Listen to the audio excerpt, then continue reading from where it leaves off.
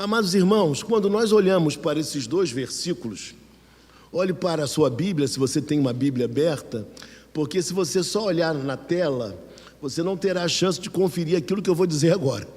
Se você olhar para o capítulo 4 de 1 Crônicas, você verá o seguinte, que primeiramente nós temos diversos nomes que antecedem o versículo de número 9 e 10. Diversos nomes. E logo depois também que passa uma enormidade de nomes, nomes e mais nomes. Talvez você, se estivesse estudando o primeiro livro das Crônicas hoje, talvez você fizesse o seguinte, talvez você pulasse esses nomes todos. Não, aqui não tem nada, só tem nomes, eu vou pular e ponto final. Mas eu digo para você que, se está na Bíblia, tem um porquê. E quando nós olhamos para esses dois versículos bíblicos, nós somos convidados a perceber que Deus, nesse emaranhado de nomes, Ele tem uma oração aqui. E com essa oração, Ele tem muito a nos ensinar. Muito a nos ensinar. Talvez você conheça a história de diversos personagens da Bíblia. Talvez você conheça a biografia de grandes nomes da Bíblia Sagrada. E eu digo para você que eu também gosto de ler biografias, tanto bíblicas como fora da Bíblia. Gosto de ler, porque nós aprendemos muito com a vida do outro, a crescer espiritualmente, a aprender a lidar com problemas. Enfim, as biografias enriquecem bastante a nossa trajetória e a nossa liderança também. Então, isso é muito importante que nós falemos. Mas aqui aparece no texto um personagem que é pouco conhecido da maioria de nós, Jabes. E talvez você não saiba, mas o nome Jabes significa dor, significa tristeza, significa também, diria eu, angústia. Então veja que o significado do nome Jabes não é um significado nada agradável. É um significado difícil, complicado, que traz a lembrança que a história de Jabes não foi uma história muito boa, já no seu limiar, já no seu início. O que aconteceu aqui, meus irmãos? O nome em Israel, ele era dado pelos pais aos filhos por dois motivos principais. O primeiro deles era quando algum evento importante acontecia antes do nascimento daquela criança. Ou então, alguma coisa que decorreu desse parto, ou logo após ao parto. Era assim que se escolhia um nome, por algum motivo. E no caso aqui, o texto vai nos informar, a mãe de Jabes lhe confere esse nome, por quê? Porque ela sofreu imensas dores.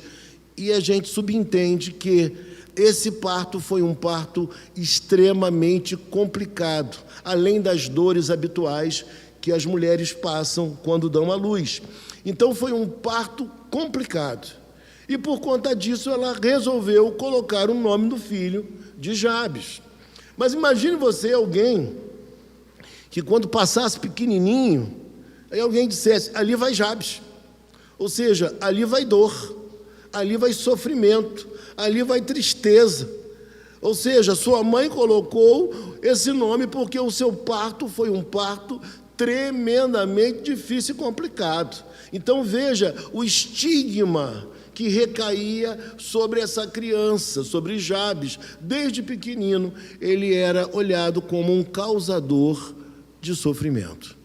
Era essa a história. Eu diria para você também nesta manhã, que todos nós, se olharmos para trás, nós lembraremos da nossa vida de alguns momentos que não foram muito bons.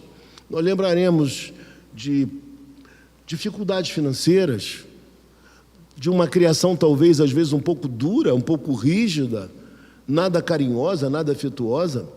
Talvez nós lembremos de alguns problemas que vivemos mais tarde, talvez algum bullying sofrido, talvez algum problema dentro do matrimônio, do casamento, alguma separação traumática e difícil, eventos que aconteceram durante a nossa história. Eu diria para você, meus irmãos, que nós não podemos negar a história que tivemos. Nenhum de nós pode negar. Mas o que mais importa é o que nós fazemos com a nossa história. É como você atribui valor aos acontecimentos, como você responde a tudo aquilo que você vivenciou e foi alegre ou foi doloroso na sua existência. Como você lida com isso? Esse é o grande lance aqui. E quando eu olho para o texto e olho para a oração de Jabes, eu não posso esquecer que essa oração, ela serviu para muitos como um segredo de bênçãos e de vitórias. Surgiu um livro com esse título, A Oração de Jabes, que vendeu muitos exemplares, que o seu autor deve ter recebido muito dinheiro, porque o livro vendeu bastante e popularizou a oração de Jabes. Só que com um problema. Esse livro, ele olhava para essa oração como se essa oração fosse um mantra a ser repetido, como fosse um segredo particular, que se você recitasse essas palavras, assim como Jabes a pronunciou, você teria a solução dos seus problemas, você seria muito feliz e muito abençoado, como se fosse uma oração perfeita, onde houvesse o segredo para mover a Deus a te dar aquilo que você tanto desejava. Irmãos, não é assim. Isso não é verdade. A visão do autor estava completamente equivocada. Por outro lado, quando nós olhamos para essa oração, nós podemos extrair dela alguns princípios valiosos para a nossa devocionalidade, para a nossa experiência cristã e para nós lidarmos com tudo isso que está à nossa volta, com a nossa história que não pode ser negada, com as nossas alegrias, com as nossas dificuldades, com os nossos problemas, mas encontrando em Deus, através da oração e da busca da sua pessoa, a solução para nós sairmos de um quadro que quase traz um determinismo sobre nós. Existem muitas pessoas que pensam assim e dizem assim: eu vivo tal realidade porque eu sofri muito quando era pequeno. Eu vivo tal realidade porque a minha vida foi extremamente difícil e complicada. Eu fui rejeitado, eu fui esquecido. Então, é por isso que eu sou como sou e eu não tenho como sair desse quadro. Eu diria para você, nesta hora, que a grande lição que o texto de hoje nos traz é justamente uma lição de nós nos inconformarmos com as limitações que tentam lançar sobre nós, ou até mesmo que nós lançamos sobre nós mesmos. Nós precisamos vencer e superar isso. E a oração de Jabes, ela tem princípios norteadores para nos instruir a maneira correta como nós devemos viver e nos conduzir na vida. E quando eu olho o texto vai dizer que foi Jabes mais ilustre do que seus irmãos. Ou seja, comeu o mesmo pão, vamos trazer para os nossos dias, comeu o mesmo pão, bebeu o mesmo café, estudou na mesma escola, teve as mesmas oportunidades que os outros irmãos tiveram, só que a vida foi diferente. E não é mais ou menos assim que acontece conosco? Nós temos as mesmas oportunidades em casa, filhos, a maioria das vezes, do mesmo pai e da mesma mãe, frequentamos as mesmas escolas, temos as mesmas oportunidades, mas um se encaminha bem, o outro se encaminha mal. O outro tem uma história linda para contar, o outro tem uma história desastrosa.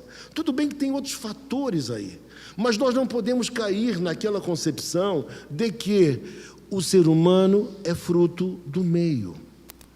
Isso não é uma verdade completa. Nós podemos ter vivido na mesma rua, no mesmo bairro, no mesmo lugar, e ainda assim isso pode nos influenciar, mas não é determinante de quem nós seremos. E aí o texto fala que Jabes foi mais ilustre do que seus irmãos. E se nós pensarmos um pouquinho, lembrarmos de famílias amigas, pessoas queridas, nós chegaremos à mesma conclusão. Em algumas famílias, tem alguns membros que são mais ilustres do que outros, porque souberam lidar com a vida, com toda a sua história, com todos os seus problemas, de maneira diferente. E sabe por quê a história de Jabes foi diferente dos seus irmãos? E sabe por que a nossa história, ela pode ser diferente de muitas outras pessoas à nossa volta? Pelo fato do que está na tela. Veja comigo. Foi Jabes mais ilustre do que seus irmãos, sua mãe chamou-lhe Jabes, dizendo, porque com dores o dei à luz. Mas no versículo 10, na primeira parte, diz assim, Jabes invocou o nome de Deus. E não foi qualquer Deus. Ele invocou o nome do Deus de Israel. Eu diria para você que é inegável a transformação que acontece em uma pessoa quando ela se volta e se entrega completamente a Jesus Cristo. Cristo nos mostra que Ele nos ama, que Ele se deu por nós, que Ele se entregou por nós, que Ele nos escolheu antes dos tempos eternos. E por conta disso, nós nos encorajamos a viver a nossa vida acreditando que podemos transformar a nossa história, porque Ele já transformou primeiro o nosso coração. Aleluia! Ele transformou primeiro o nosso coração. E o divisor de águas foi porque Ele invocou o nome do Senhor. E aí não ocorre apenas uma mudança espiritual, mas acontece também uma ação espiritual que tem desdobramentos sociais, intelectuais, culturais. Ou seja, o Evangelho de Cristo, ele nos transforma em todas as áreas da nossa vida.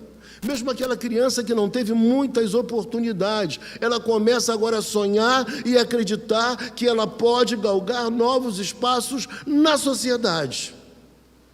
Aquele que viu pai sendo bandido, irmão sendo bandido, preso, ele acredita que ele pode romper com esse ciclo de coisas e se tornar agora um homem de bem, um trabalhador, um homem honrado que constitui uma família. E é isso que a gente precisa entender. E quando eu olho para esse texto, eu fico pensando nesse poder que existe na oração, no Deus que ouve as nossas orações, para transformar a história de cada um de nós, de nos projetar a novas posições, de fazer com que nós sonhemos com uma vida melhor, com uma condição melhor existencial. E o motivo, o grande divisor de águas ali, foi justamente o fato de que Jabes invocou o nome do Senhor. E eu sei que todos que aqui estão invocaram o nome do Senhor. E agora, meus irmãos, a nossa história, ela não será mais a mesma. Porque quando o poder de Deus adentra uma vida, as coisas se fazem completamente diferentes. Ele nos faz assentar em lugares espirituais, diz a palavra do Senhor. E, portanto, nós agora não somos mais os mesmos. Se nós éramos acanhados, amedrontados, se nós éramos inseguros, inferiorizados, nós não somos mais assim e nem podemos ser. Precisamos contar uma nova história. Então veja que, versículo 9 ainda, veja que o equívoco da sua mãe, talvez, na nossa visão, de colocar um nome tão desastroso em seu filho, não foi poderoso o suficiente para paralisá-lo. Mas poderia ter paralisado. Poderia tê-lo paralisado. E talvez na manhã de hoje, algumas pessoas estejam aqui pensando, meu Deus, eu estou entendendo o que o pastor está dizendo. O que eu vou fazer com a minha história? O que eu vou fazer com tudo que eu vivi até aqui? Quais serão os contornos de agora por diante? Eu vou me abrir, eu vou ouvir conselhos, eu vou crescer, eu vou me desenvolver, ou eu vou acreditar no nome que eu recebi, no estigma que eu recebi, nas coisas que diziam para mim, às vezes até nas melhores das intenções. Quem não ouviu em casa, do pai ou da mãe?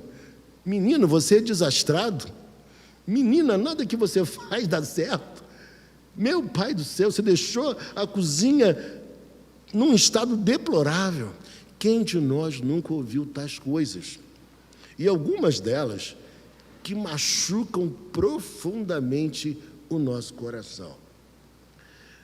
Lembro, quando eu era pequeno, minha irmã foi me ensinar uma matéria, foi me ensinar matemática.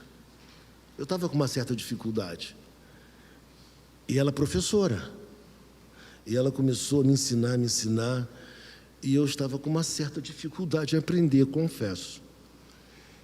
A minha irmã, dentro do seu nervosismo, do seu destempero, embora estivesse tentando me ajudar, professora, ela virou-se para mim e falou assim, eu era pequeno, tinha 10 anos de idade.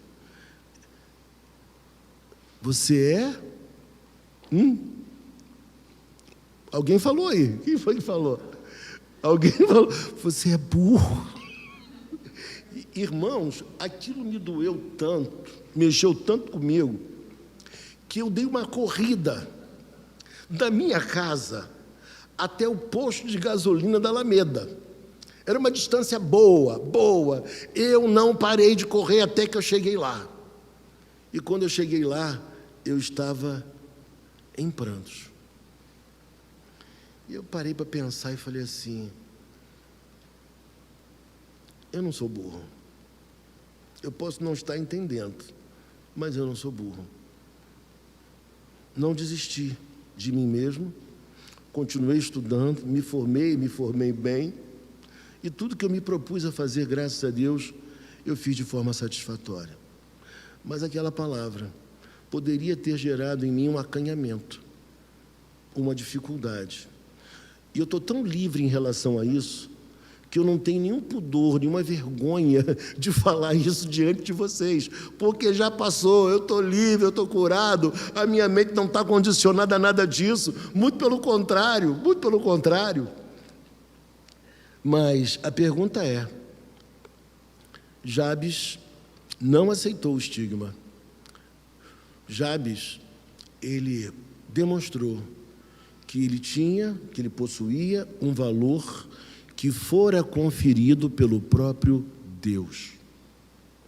E eu quero dizer para você nesta manhã, a grande diferença, dentre tantos nomes, se destaca aqui o nome de Jabes, porque Jabes invocou o nome do Senhor. E assim como você, no ano de 1985, eu também invoquei o nome do Senhor. Eu já o invocava, mas dentro de uma outra vertente cristã. Vocês entendem o que eu quero dizer. Mas depois, já no Evangelho, em 1985, quando eu pude compreender a importância, o valor, a profundidade da palavra de Deus, as coisas ficaram completamente diferentes para mim. E o texto então nos fala, meus irmãos, porque com dores dei a luz, com dores o dei à luz. Jabes invocou o Deus de Israel, dizendo... Jabes vai fazer agora 4 pedidos, irmãos. Grave isso, 4 pedidos. A primeira coisa que ele pede a Deus é que Deus o abençoe. Eu diria para você que todos nós que nos encontramos um dia com Cristo, nós já somos o quê? Abençoados. Todos nós somos abençoados. Abençoados com perdão de pecados, abençoados com a salvação, abençoados com tantas coisas maravilhosas que Deus fez espiritualmente. Mas, olhando para o lado prático da vida, todos nós precisamos ser abençoados por Deus. Todos nós precisamos que Deus nos dirija, que Deus nos abra portas, que Deus aponte o caminho. Por quê, irmãos? Existem pessoas com muito trabalho, com muito empenho, com muita força, com muita dedicação, mas que estão atirando para todos os lados. E você fala, é bom, está buscando novas oportunidades, está vendo outras possibilidades na vida, isso é muito bom. Mas quando isso acontece sob a direção de Deus, é maravilhoso. Quando nós estamos diversificando as nossas áreas de atuação, mas quando é Deus falando conosco e nos conduzindo da maneira correta a tomar tais decisões. Isso é ímpar, mas é inegável que todos nós precisamos da direção de Deus para encontrarmos o caminho certo, a hora certa, o lugar certo para nós nos encaminharmos, para que o nosso tempo não seja perdido, para que a gente não empreenda energia naquilo que não vai ser suficiente, nem vai ser a nossa atividade prioritária. Por isso nós precisamos pedir a Deus, orar a Deus, assim como Jabes o fez, e dizer: Senhor, eu te peço que me abençoes. Não há nada de errado em pedir a bênção de Deus, inclusive bênçãos materiais. Mas ele faz um outro pedido. Ele chega e diz assim: que me alargues as fronteiras. O que isso quer dizer? Ele quer dizer que ele pedia a Deus que ele pudesse prosperar, que ele pudesse crescer, que ele pudesse se desenvolver, que ele não ficasse vivendo uma vida de forma acanhada, uma vida de impossibilidades, uma vida de limitação, uma vida na qual os seus sonhos fossem sendo postergados de uma maneira incrível. É como se ele dissesse: Deus, alarga as minhas fronteiras, me abra portas, me conduza, que eu possa ampliar o meu terreno. Se o terreno que eu ganhei agora que eu voltei do exílio é esse terreno aqui, que eu possa avançar e ter outros produtos sendo plantados, outras sementes, que eu possa crescer, que eu possa me desenvolver na vida. Isso não é pecado. Eu diria mais para você: quando nós nos tornamos cristãos, a gente aprende que pode crescer, que deve crescer e que o nosso crescimento será para a glória do nome do Senhor. E aí as pessoas olham para nós e falam: meu Deus, como essa religião, porque é assim que eles olham, como essa religião fez bem essa menina, como essa religião fez bem esse menino. Meu Deus do céu, parecia que nada acontecia, nada dava certo, que ela estava determinada a viver essa vida apequenada, e agora ela cresce, se desenvolve, se expande. E isso não é por mérito próprio, isso é porque primeiramente Deus adentrou uma vida, fez com que nós tivéssemos uma visão equilibrada de quem nós somos, nem mais, nem menos, uma visão equilibrada, e o Evangelho faz isso conosco. E aí a gente encontra força para ir à vida, para ir ao mundo, para trabalhar, para produzir. A gente encontra determinação para pegar um texto mais complexo e não desistir dele, e ler o texto, e daqui a pouco ir compreendendo aquele texto e falar: meu Deus, o que eu achava impossível não era tão difícil assim. Não era tão difícil assim. E quando a gente olha e vê pessoas que, aos olhos humanos, não teriam chance de crescer, mas que se reinventaram, que não desistiram, que foram à frente e chegaram lá, isso é espetacular, isso é extraordinário. E a gente precisa acreditar nisso, porque a vida é coisa séria. A vida é coisa séria, meus irmãos. Talvez você esteja hoje com 50 anos, mas quando você olha para trás, você fala: meu Deus, há pouco tempo eu tinha 25. Há pouco tempo eu tinha 30, e agora já estou com 50. Como foi rápido! Mas o que eu fiz com esse tempo? O que eu realizei? O que eu entreguei? Como foi a minha vida? E eu digo para você nesta manhã, principalmente os jovens que estão aqui, não fique preso à internet. Não fique preso. Não é que não vá ver a internet, pelo amor de Deus, me entenda. Não fique o tempo inteiro ali. Cara, é preciso ler o livro, é preciso ler a Bíblia, é preciso estudar, é preciso aprender um vocabulário maior, melhor. É preciso, é necessário. Nós não podemos ficar o dia inteiro na internet. Eu não sei se você já deu conta, se você já se deu conta disso. Existem pessoas que vão buscar as outras na internet no tempo em que elas querem e precisam. Mas essas pessoas, elas nos seus tempos necessários de trabalho, de estudo, elas se desconectam. Elas não estão o tempo inteiro ali. Mas elas querem que você esteja ininterruptamente na internet. Então eu digo para você, meu jovem e minha jovem, e aí enquanto você está achando que está todo mundo igual a você na internet o tempo inteiro, as pessoas estão estudando, estão lendo, estão se preparando, estão tomando decisões importantes para a própria vida, porque a vida é rápida. E nós precisamos viver a nossa vida plena. Tirando aqueles que são celibatários, a maioria de nós tem uma vocação para quê, irmãos? Para constituir famílias, para ter filhos, para manter uma casa, para glorificar o nome de Cristo na sociedade. Então nós precisamos remir o tempo, acordar enquanto é tempo e falar: não, basta, eu preciso viver de maneira diferente.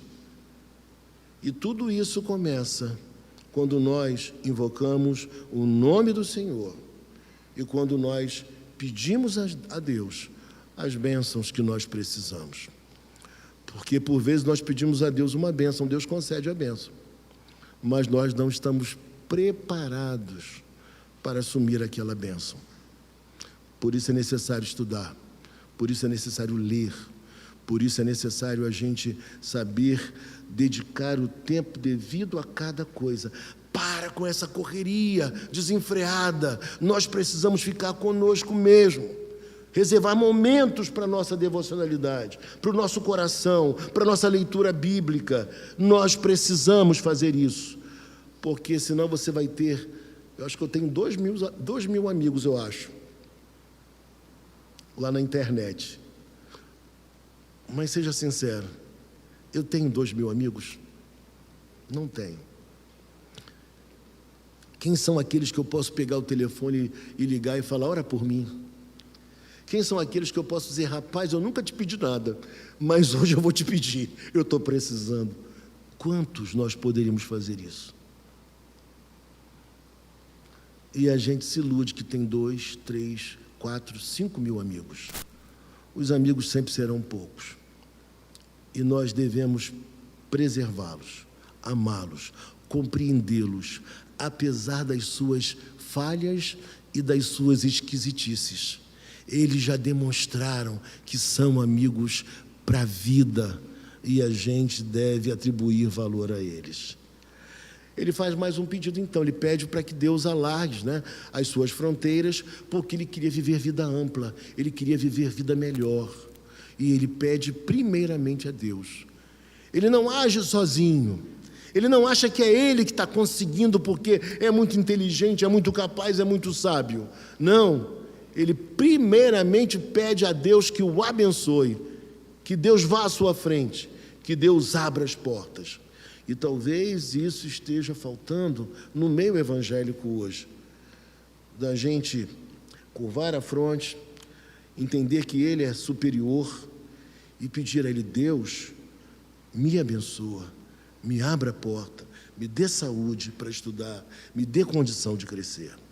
E mais um pedido ele faz: que seja comigo a tua mão, que seja comigo a tua mão.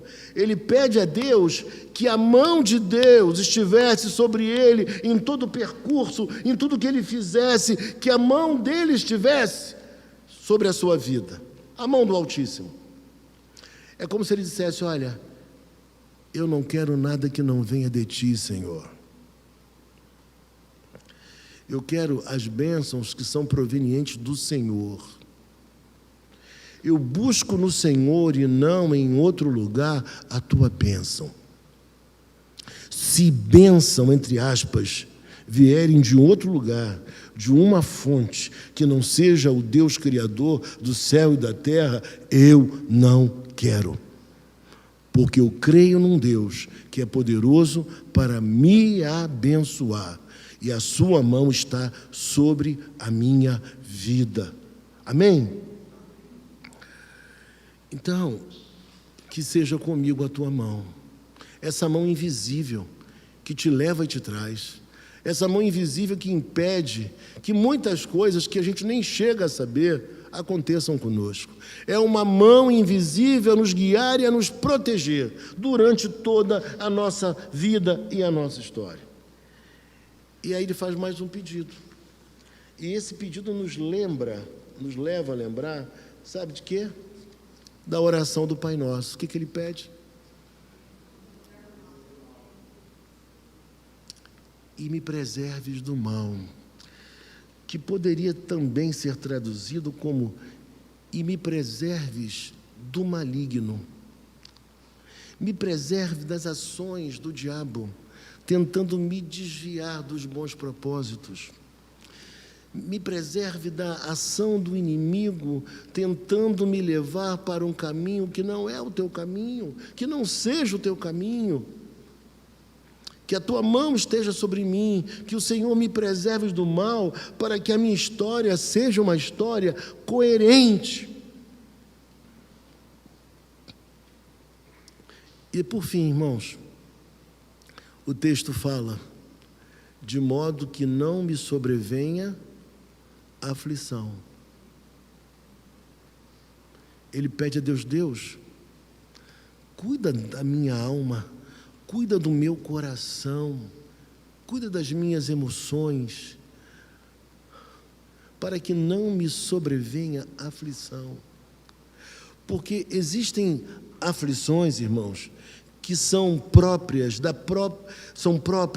são inerentes, vou usar uma palavra mais bonita, são inerentes à existência humana. Só pelo simples fato de existir, nós passamos por algumas aflições, não tem jeito. A Bíblia diz o quê? No mundo passaste por aflições, mas tem de bom ânimo, eu venci o mundo. Mas existem aflições que elas são provenientes das nossas más escolhas. Algumas aflições são fruto daquilo que nós fizemos com a nossa história, com a nossa vida, com aquilo que nos aconteceu e que nós não tínhamos condição de mudar. Então, vem aflições. Mas a grande diferença aqui, na vida de Jabes, é que Jabes, ele pediu a Deus para que Deus o poupasse de aflições, do maligno, dos equívocos, para que a sua história pudesse ser uma história retilínea. E o que é mais incrível aos olhos humanos é que o texto fala: e Deus lhe concedeu o que lhe tinha pedido. Irmãos, quando os nossos pedidos estão de acordo com a santa vontade de Deus, Deus faz, Deus atende, Deus abençoa. Mas é necessário que os nossos pedidos estejam de acordo com a santa vontade de Deus. E agora que a gente vai orar para terminar, eu queria relembrar algumas coisas com vocês. A primeira coisa, que o divisor de águas na vida de Jabes foi o fato dele ter invocado o nome do Senhor. Que Jabes venceu o estigma de ter trazido dores à sua mãe, porque ele acreditou primeiramente em Deus e, em segundo lugar, ele trabalhou em prol de uma mudança da própria vida. Outra coisa importante de dizer para vocês também, e relembrar, que Jabes, ele faz 4 pedidos. O primeiro deles, ele pede a bênção a Deus, como quem diz, eu só quero a bênção se a bênção vier do Senhor. Em segundo lugar, ele pede a Deus que Deus alargue as suas fronteiras. Vocês lembram semana passada quando eu falei, se nós não trabalharmos, nós não comeremos o melhor dessa terra, como dizem por aí. Se nós não estudarmos, nós não seremos cabeça, como muitos dizem, não cauda. Deus não é injusto. Existe uma parte que é nossa, existe uma ação que é nossa. Então temos que trabalhar, temos que estudar e acreditar que Deus vai à frente, abrindo os caminhos, alargando as fronteiras para que a gente possa crescer. E terceiro, depois, ele fala também, que a tua mão seja comigo.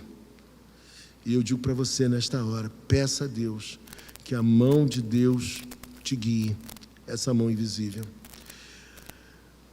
E que Ele te preserve do mal, porque vivemos num mundo mal, onde a todo momento nós podemos fazer uma escolha equivocada e sofrer as consequências das nossas escolhas. E por fim, que Deus nos poupe, para que não vivamos e que não sobrevenha sobre nós a aflição.